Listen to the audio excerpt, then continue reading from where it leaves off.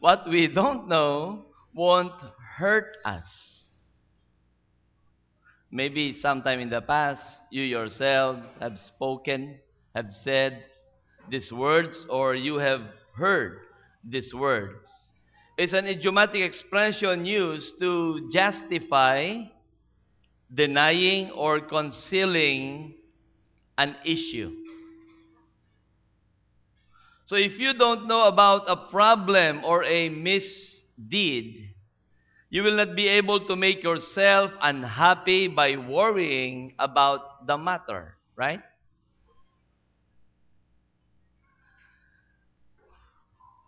So have you said it yourselves? What we don't know won't hurt us. But I want to give you an example. What if you don't know that you have a cancer? Would it help you or would it hurt you? Would it be okay to be really ignorant about your medical condition? Of course not. Other family members would sometimes deny their loved ones of the knowledge that they are about to die. Ang dami na nakasaksak. Anong sakit ko? Wala, wala kang sakit. Eh, ba't ganito? Wala, wala kang sakit. Ayaw pa sabihin eh.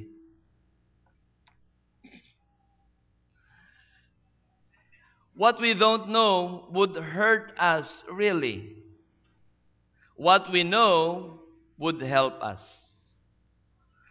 As I look at and listen to this statement, we don't know, what we don't know won't hurt us.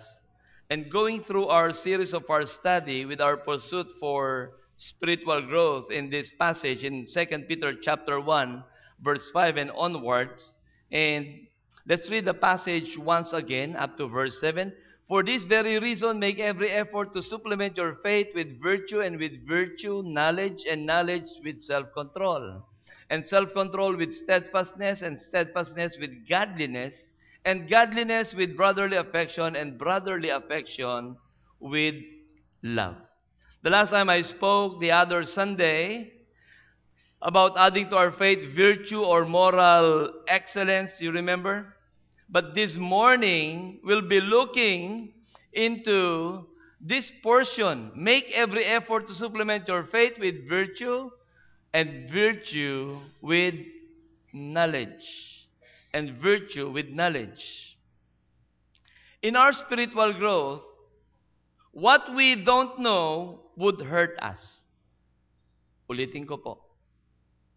In our spiritual growth, in our spiritual life, what we don't know would hurt us. And what we know would help us. Are you listening? What we don't know would hurt us in our spiritual growth. And what we know would help us. The question now, church, is this.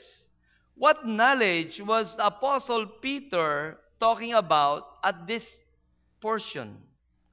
How I wish Peter was really talking about attending Bible study, attending COC, being a part of a C7, wherein paging all shepherds.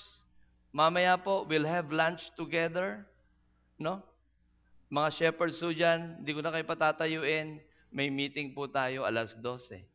As you read your Bibles, I hope this would add knowledge. But also, not only in a Bible study that I believe is important, it is partly adding knowledge to virtue. But that's not the whole picture of this passage, church. Even if we know a lot about the Bible, but it does not automatically mean that we have already added knowledge to the virtue or to our faith. So what knowledge was Peter talking about? Let's look back at this passage in verse 2 of chapter 1 of 2 Peter. As we continue with our pursuit of spiritual growth, it says here in chapter 1 verse 2, My grace and peace be multiplied to you in the knowledge of God and of Jesus our Lord, Verse 3, His divine powers granted us all things that pertains to life and godliness through the knowledge of Him who called us to His own glory and excellence. Verse 5, let's jump. For this very reason, make every effort to supplement your faith with virtue and virtue with knowledge. Pagsamasamahin po natin yung tatlo. Notice the word knowledge has been mentioned 3 times. Right? Knowledge, knowledge, and knowledge. Knowledge, knowledge, knowledge. Balikan ho natin para makita natin. This one, this one. But Peter uses 2 related, distinct Greek word for knowledge in these 3 words that has been used in just 4 verses. If you notice, the first knowledge in chapter 1 verse 2, he says, May the grace and peace be multiplied to you in the knowledge of God and of our Jesus our Lord. Then in verse 3, through the knowledge of Him who called us to His own glory and excellence. These 2 words that has been used is different from the third one that we're going to study in verse 5. In verses 2 and 3, the word knowledge that has been used in Greek is epignosis. And the other word in verse 5 is gnosis. So pag tinignan po natin, the word knowledge here in both talks about the saving knowledge of Jesus Christ. Last Sunday, Pastor Nicky gave a very powerful message about the essential elements of evangelism. That he talks that we are not saved by faith, but we are saved by faith in trusting in Jesus Christ alone for our salvation. We need to have a full knowledge of who Jesus Christ is, being our Lord and Savior of our life. But here, the knowledge that he's talking about is that we also need to have a knowledge of whom we are to put our faith in, and that is Jesus Christ.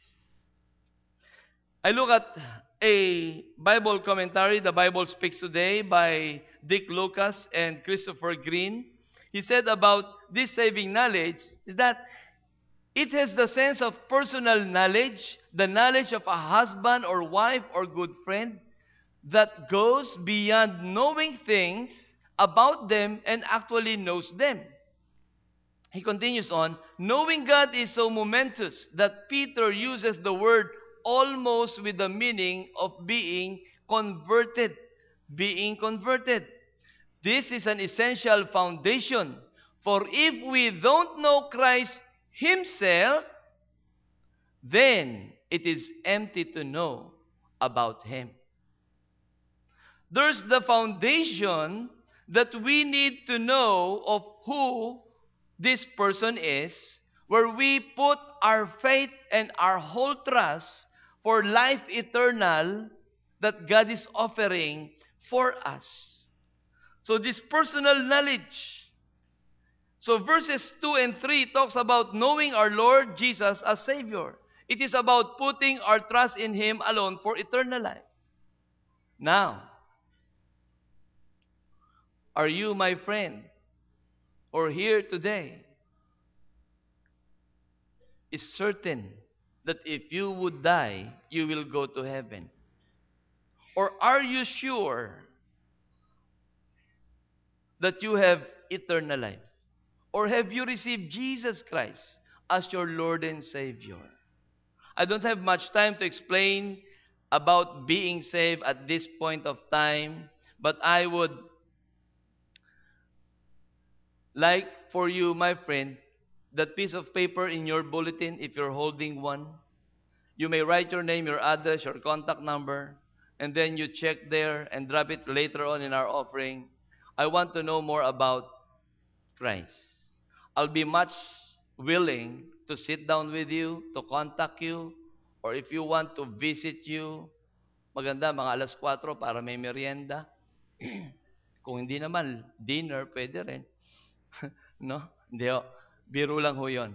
But, seriously, I want to talk to you, or our pastors, our elders, our leaders, we just want to talk to you and to explain to you personally how you can know and have the knowledge of this Jesus Christ we're talking about. That He is the only Savior for our life. So verses 2 and 3 refers to the saving knowledge. While verse 5 would mean the experiential knowledge, or it would refer to the growing in that knowledge. That's why in 2 Peter chapter 3 verse 18, when Peter was about to end his two letters, he said, "But grow in the grace and knowledge of our Lord Jesus Christ." But grow in the grace and the knowledge of our Lord Jesus Christ. The word knowledge here in this portion in chapter 3 verse 18 is the same Greek word for the knowledge that needs to be added in verse 5. Saving knowledge is the foundation. Growing in that knowledge is building on that foundation. We would not be able to add knowledge to our faith if we don't have the knowledge of knowing Him, Jesus Christ, personally in our life. It is key. It is important for us. We are to keep on knowing Him and to grow in our knowledge of Jesus Christ.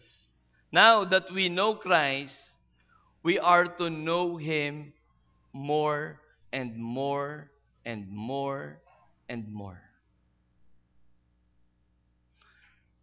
It really saddens my heart to see and to know people profess that they have received and have a knowledge of Jesus Christ in their life, but they remain the same.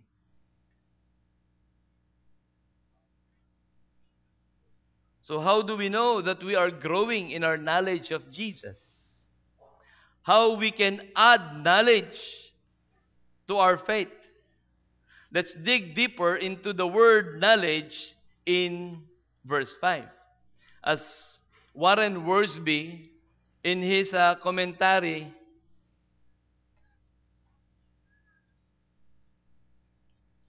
mali ho pala napipindot ko, kaya pala hindi nagbabago. Okay. Warren Wiersbe, in his commentary, Bible Exposition commentary, said, the word used here, the word knowledge, suggests practical knowledge or discernment. It refers to some practical knowledge. It refers to the ability to handle life successfully. And he continues on, that this knowledge, this kind of knowledge, does not come automatically. That knowledge that needs to be added to our faith and to virtue, it comes from obedience to the will of God. It comes from the obedience to the will of God. Peter was talking about experiential knowledge. So therefore, that's why to know is to obey.